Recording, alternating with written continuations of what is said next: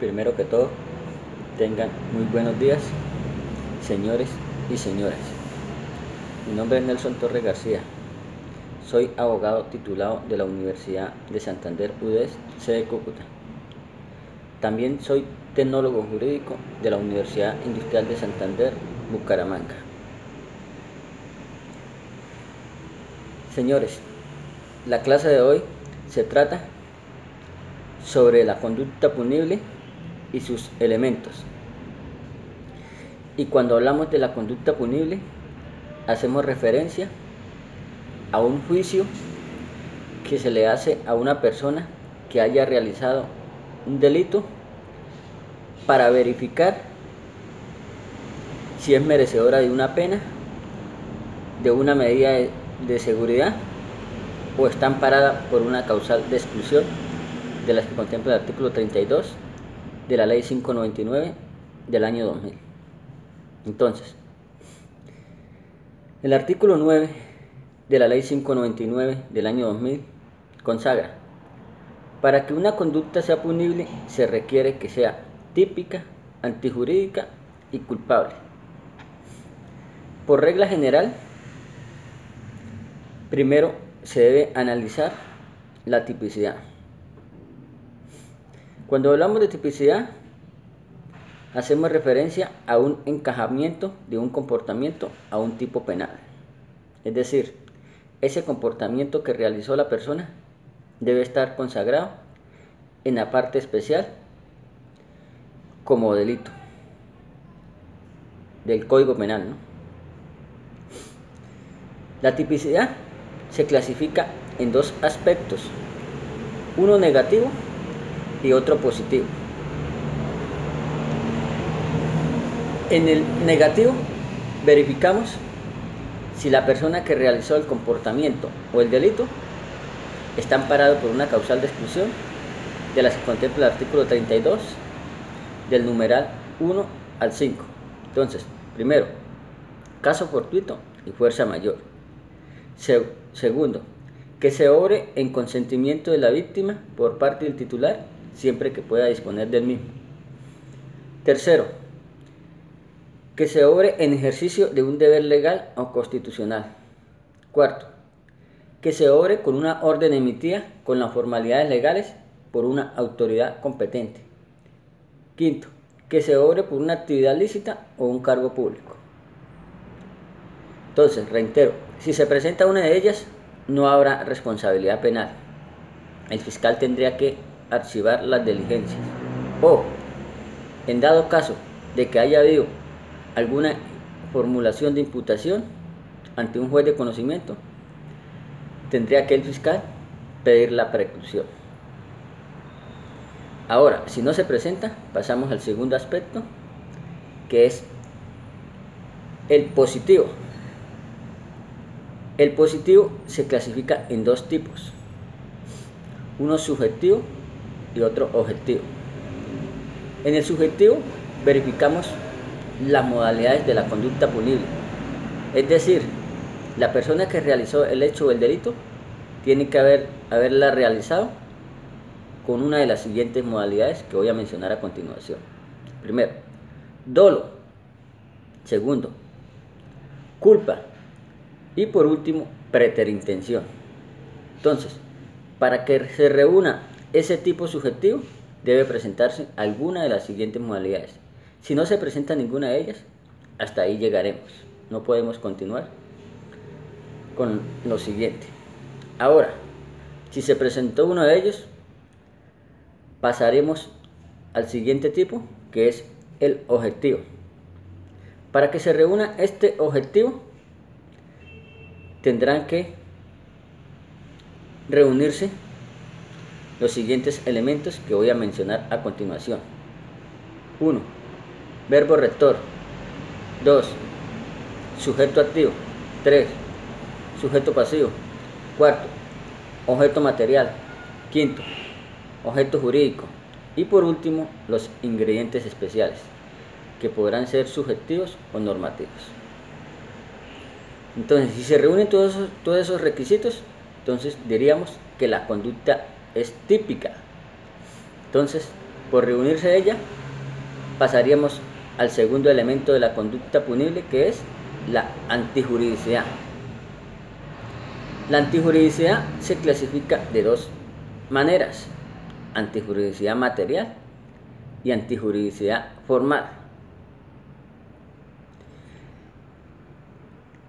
Por regla general se inicia con la material.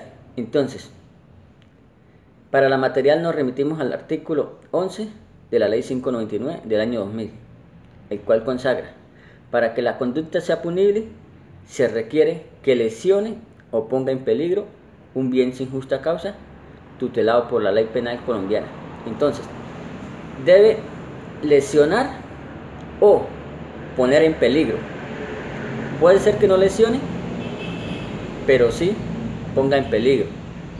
O puede ser que no ponga en peligro, pero sí lesione. O sea, para que se reúna esa antijuridicidad material, debe reunirse uno de esos, de los dos que mencioné anterior.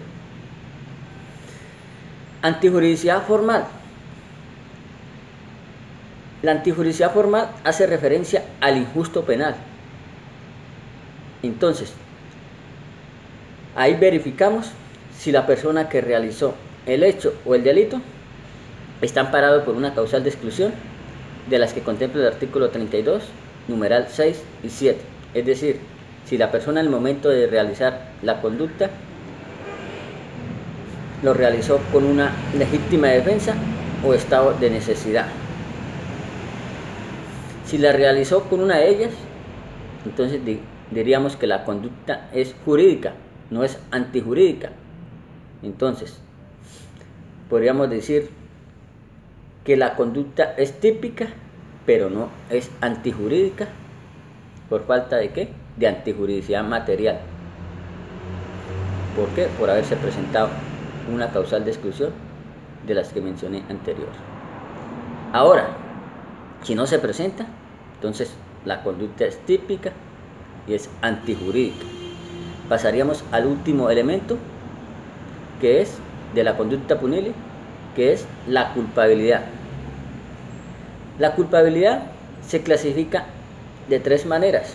Primero, capacidad de culpabilidad o imputabilidad. Segundo, conciencia de la antijuridicidad. Y tercero, exigencia de la conducta diversa. Entonces, en el primer elemento, que es la capacidad de culpabilidad o imputabilidad, verificamos si la persona que realizó el hecho o el delito lo realizó bajo un trastorno mental, estados similares o diversidad sociocultural.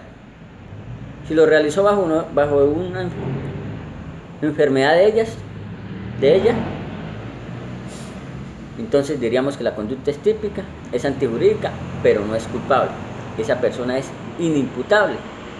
No se le debe dar una pena, se le debe dar una medida de seguridad en un centro para personas especiales. Ahora, si no se presenta ninguna de ellas, pasamos al segundo elemento de la culpabilidad, que es la conciencia de la antijuridicidad. En la conciencia de la antijuridicidad verificamos si la persona que realizó el hecho o el delito era consciente y conocía la antijuridicidad. Es decir, la persona era consciente que lo que estaba realizando era delito. Entonces, ahí nos remitimos a las causales de exclusión de las que contempla el artículo 32, numeral 10, 11 y 12. Ahí hacemos referencia al error de tipo y al error de provisión. Entonces, el error de tipo recae sobre la tipicidad. El error de provisión recae sobre la antijuridicidad. Entonces, la ley dice: si el error es vencible, actúa a título de culpa, siempre y cuando la ley lo consagre como culposo. Es decir, si la ley consagra el delito como culposo, actúa a título de culpa. Ahora, si no lo consagra como culposo, no hay responsabilidad penal. Si el error es invencible, excluye 100% la responsabilidad. es decir, excluye el dolo. ¿Por qué? Porque no hay delito culposo, como lo mencioné anterior. Último elemento de la culpabilidad: exigencia de la conducta diversa. Ahí verificamos si la persona que realizó el hecho o el delito lo realizó bajo de un miedo insuperable o insuperable coacción ajena. Y ahí hacemos referencia a las causales de exclusión, de las que contempla el artículo 32, numeral 8 y 9. Reitero: miedo insuperable y insuperable coacción ajena.